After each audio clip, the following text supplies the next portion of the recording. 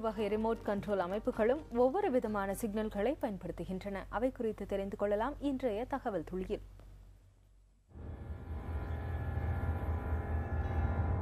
பொதுவாக 4 வகையான அலைகள் சிக்னல்களாக பயன்படுத்தப்படுகின்றன. அகச்சிவப்பு கதிர்கள், சோனிக் அல்லது அல்ட்ராசோனிக், ரேடியோ அலைகள் என அவைகள் வகைப்படுத்தப்படுகின்றன.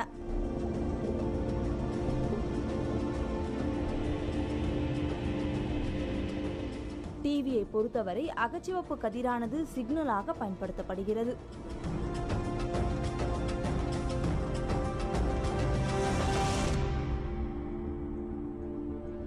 ரிமோட் கண்ட்ரோல் பொம்மைகள் போன்றவற்றின் சிக்னலானது சோனிக் அல்லது அல்ட்ராசோனிக் அலைகளாக இருக்கும்.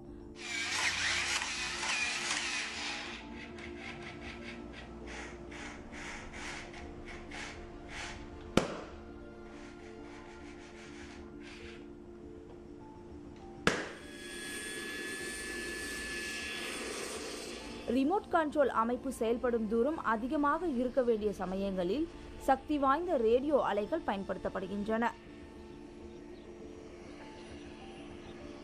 ஆளில்லா தொலைக்கட்டுப்பாட்டு விமானங்கள், விண்கலம் போன்றவற்றில் ரேடியோ அலைகள் சிக்னலுக்காக பயன்படுத்தப்படுகின்றன.